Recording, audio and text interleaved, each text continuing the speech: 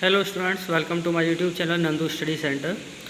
बच्चों, आज की इस वीडियो में हम आपका जो पहला चैप्टर है द लास्ट लेसन, इसकी समरी आपको हम बताने वाले हैं। देखिए, अल्फोंसो ड्यूडेट ने इसको लिखा है। इस चैप्टर में जो राइटर हैं उन्होंने इस फ्रेंच नाम का एक लड़का होता है, उसके बारे में, एम हेमल उसके बारे में, और कुछ और चीज़ों के बारे में जैसे फ्रेंच लैंग्वेज है उसके बारे में बताया है। ठीक है, तो इस कहानी के जो मेन पार्ट्स हैं वो फ्रेंच है, एम हेमल है। ठीक है, तो मैं आपको इसकी जो समरी है पॉइंट टू पॉइंट मैंने नोट कर किया है, उसके हिसाब से हम इसकी समरी को समझेंगे। सबसे पहला पॉइंट मैंने लिया है फियर्स ऑफ फ्रेंच।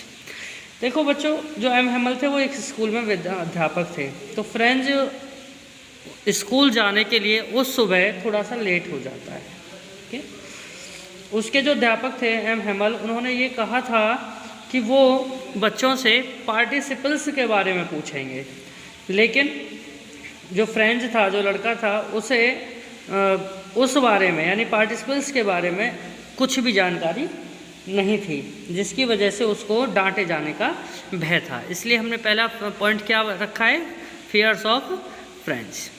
चलिए नेक्स्ट टॉपिक हमारा पॉइंट आता है एट्रैक्शंस। देखिए, जब स्कूल वो जा रहा था तो जैसे आप भी कई बार स्कूल आते हैं तो रास्ते में कुछ चीज़ें आपको आकर्षित करती हैं अपनी तरफ, तो उसको ये था कि भाई स्कूल में तो फिर भी डांट खानी है। हेमल साहब हैं जो अध्यापक, वो डांटेंगे क्योंकि पार्टिसिपल्स के बारे में मुझे पता नहीं है। तो उसे वहाँ की बाहर की कुछ चीज़ें जैसे पक्षियों का चहचहाना, जो प्रशिया के जो सैनिक थे वो वहाँ अभ्यास कर रहे थे, दिन बड़ा सुहावना था, इन सब चीज़ों ने उसे अपनी तरफ आकर्षित किया। उसको लग रहा था कि पार्टिसिपल से ज़्यादा बेटर तो मैं अपना समय इनके साथ बिता लूँ तो सही रहेगा, लेकिन उसके बावजूद भी उसने खुद को संभालते हुए वह स्कूल पहुँच गया। जैसे वो स्कूल पहुँचता है तो गलियारे में उसको एक भीड़ दिखाई देती है। मैंने नेक्स्ट पॉइंट क्या रखा है, क्राउड, भीड़। ठीक है, क्योंकि जब वो टाउन हॉल से गुजर रहा था तो सूचना पट था वहाँ पर, जिस पर सूचनाएं लगाई जाती थी, तो वहाँ कुछ लोग इकट्ठे हुए थे। वो कहते हैं, फ्रेंच ये बताता है कि पिछले कुछ समय से जो बुरी खबरें आ रही थी वो इस सूचना पट से ही उनको मिलती थी। ठीक है, तो उसने बिना रुके हुए विचार किया कि अब क्या मामला हो सकता है, यानी वो रुका नहीं, बस सोचते हुए आगे निकल रहा था। तभी मैंने अगला पॉइंट क्या लिया है, ब्लैक स्मिथ यानी सोना जो लोहार होता है उसका सजेशन, उसका क्या सुझाव था। देखिए क्या हुआ, जैसे वहाँ से चला तो जो वहाँ एक ब्लैक स्मिथ था यानी लोहार, उसने उन्हें सजेस्ट किया कि उसने सूचना को पढ़ लिया था, तो उसने कहा फ्रेंच तुम ज़्यादा जल्दी मत करो इसको क्लास में पहुँचे, तुम धीमे जाओगे तो भी तुम क्लास में पहुँच जाओगे। इस पर फ्रेंच को लगा कि वो उसका मजाक उड़ा रहा है। ठीक है, नेक्स्ट पॉइंट है आपका स्ट्रेंज क्वाइटनेस यानी विचित्र खामोशी। देखिए, जब फ्रेंच विद्यालय पहुंचा तब उसे यह पाकर अत्यधिक आश्चर्य हुआ कि प्रत्येक चीज़ खामोश थी, यानी उसे क्या लग रहा था, यह सब कुछ शांत है बिल्कुल। ठीक है, तो जब विद्यालय प्रारंभ होता था तो अत्यधिक शोरगुल व गतिविधियाँ होती थी, तो उसे लगा कि अभी क्या है, स्कूल शुरू नहीं हुआ है। ठीक है, तो फ्रेंच इस शोरगुल पर निर्भर होकर कि अभी कक्षा प्रारंभ नहीं हुई है, बिना किसी का ध्यान आकृष्ट किए अपनी डेस्क तक पहुँच जाता है। ठीक है, पर उस दिन प्रत्येक चीज़ उतनी ही मुक्त थी जितनी कि यह रविवार की प्रातः होती थी, यानी संडे को जैसे कुछ भी नहीं होता है स्कूल में, सब शांत होता है, तो उसे लग रहा है कि उसे लगा कि बिल्कुल ऐसे ही ये सब कुछ शांत होता है। फ्रेंच ने इस बात पर ध्यान नहीं दिया कि उसके समस्त सहपाठी पहले से ही अपनी सीट पर बैठे थे, तो उसने इस बात का ध्यान ही दिया। और हेमल जो थे वो अपना जो लोहे का जो उनका डंडा था उनके हाथ में हुआ करता था, वो अपनी बगल में दबाई कक्षा में आगे पीछे टहल रहे थे। अब देखिए नेक्स्ट पॉइंट मैंने लिया है हिज सरप्राइज। जब उसने ये देखा यानी दरवाज़ा खोला जब अंदर कक्षा में घुसने के लिए और अपनी सीट पर पहुंचना पड़ा, तो झेंप रहा था। क्या सोच रहा था, अत्यधिक भयभीत था, क्योंकि डर तो उसे पहले से था क्योंकि उसको पार्टिसिपल्स आते नहीं थे।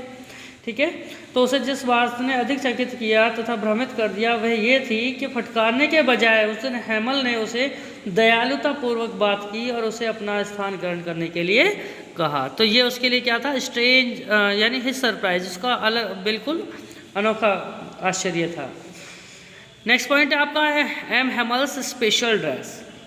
उस दिन जो एम हेमल थे उन्होंने अपना हरा कोट और झालरदार कमीज तथा कढ़ाई की जो कढ़ाई की हुई जो उनकी रेशमी टोपी हुआ करती थी वो पहनी थी। अक्सर वो ये जो ड्रेस पहनते थे वो किसी विशिष्ट दिवस पर पहनते थे, यानी जैसे किसी का बर्थडे हो या कोई और ओकेजन हो, उस टाइम पे वो ये ड्रेस पहनते थे।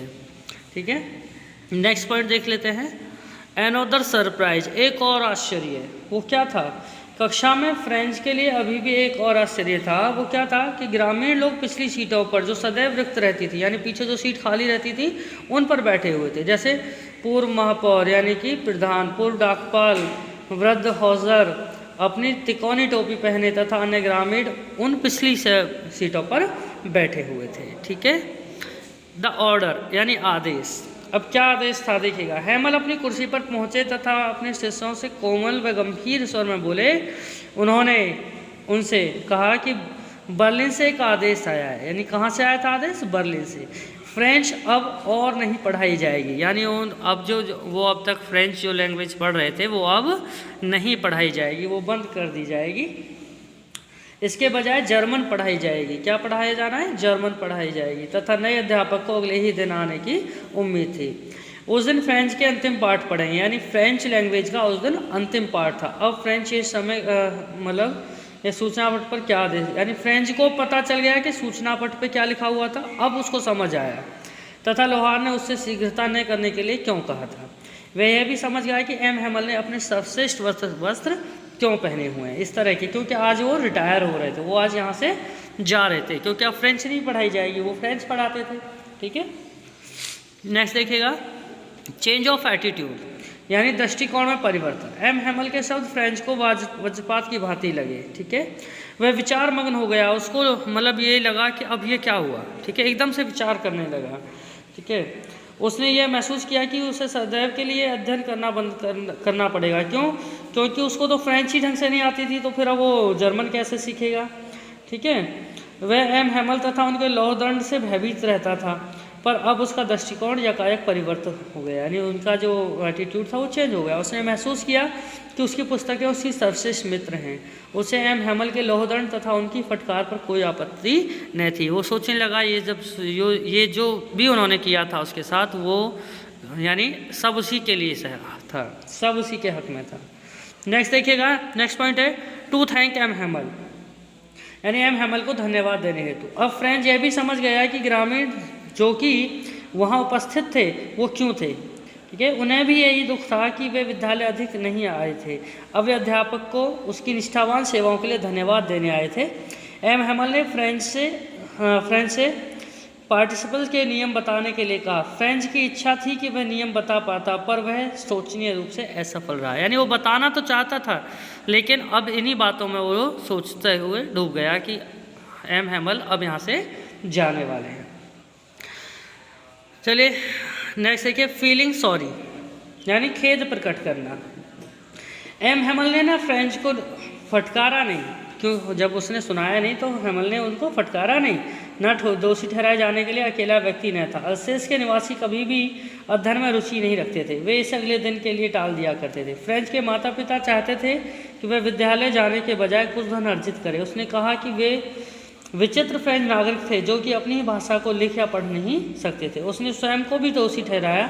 उसने कहा कि वह कभी कभी स्कूल इसलिए बंद कर दिया करता था क्योंकि वह मछली पकड़ने के लिए जाना चाहता था। एम हैमल भी कई बार स्कूल को इसी तरह से बंद कर देते थे। नेक्स्ट आपका पॉइंट है इम्पोर्टेंस ऑफ फ्रेंच, फ्रेंच भाषा का महत्व। तत्पश्चात हैमल ने फ्रेंच भाषा के संबंध में बताया। उन्होंने इसे विश्व में सुंदरतम, स्पष्ट तथा सर्वाधिक तर्क संगत भाषा बताया। वे ये चाहते थे कि फ्रांस के निवासी अपनी भाषा को संजो कर रखें। उनके अनुसार जब कभी किसी विशिष्ट देश के व्यक्ति दास बना लिए जाते यानी गुलाम बना लिए जाते, तब उस समय तक जब तक वे अपनी भाषा में संलग्न रहते हैं तब तक इसका अभिप्राय है कि उनके पास अपने कारागार की कुंजी है, यानी खोलने हेतु है। यानी जो कारागार यानी जैसे अपनी भाषा को छोड़ देना, पूर्ण रूप से दास्यता को प्राप्त कर लेना है। तो वो कह रहे हैं कि फ्रेंच भाषा का ये महत्व है कि अपनी भाषा को मत छोड़िए ताकि आप दास न बने। ठीक है, मेथड ऑफ टीचिंग, अध्यापन विधि। एम हेमल का विद्यालय में अंतिम दिवस था, पर हेमल ने अपना अध्यापन कार्य यथावत करने का साहस तथा समर्पण भाव था। उन्होंने व्याकरण का अध्यापन किया, उन्होंने लेखन अभ्यास का कार्य दिया। फ्रेंच ने उनका पाठ ध्यानपूर्वक सुना। उसने यह महसूस किया कि अब एम हेमल ने पाठ की इतनी स्पष्टता से विवेचना की थी जितनी उसने कभी पहले नहीं की थी। उसे ऐसा प्रतीत होता था मानो उस दिन वह अपने शिष्यों को वह सब कुछ दे देना चाहते हैं, सब कुछ प्रदान कर देना चाहते हैं जो कुछ प्रदान करने हेतु उनके पास था। यानी हेमल उस दिन अपना सर्वश्रेष्ठ देना चाहते हैं। Last point, M Hemal's last words. M Hemal के अंतिम शब्द क्या थे? गिरजाघर की घड़ी जैसे ही बजती है और 12 बज जाते हैं तो यह समय विद्यालय को बंद करने का होता है। एम हेमल कुछ कहना चाहते हैं तो पर वे अत्यधिक भावुक हो गए, लेकिन कहने से पहले ही वो क्या हो जाते हैं? भावुक हो जाते हैं। उन्होंने श्याम पट पर, जो आपका जिसे हम ब्लैक बोर्ड भी बोल देते हैं, उस पर वाइवा ला फ्रेंच यानी फ्रांस जिंदाबाद लिख दिया तथा हाथ हिलाने के साथ ही विद्यालय का परित्याग कर दिया। क्या लिखा था? फ्रेंच जिंदाबाद। तो ये थी आपके पहले चैप्टर द लास्ट लेसन की समरी।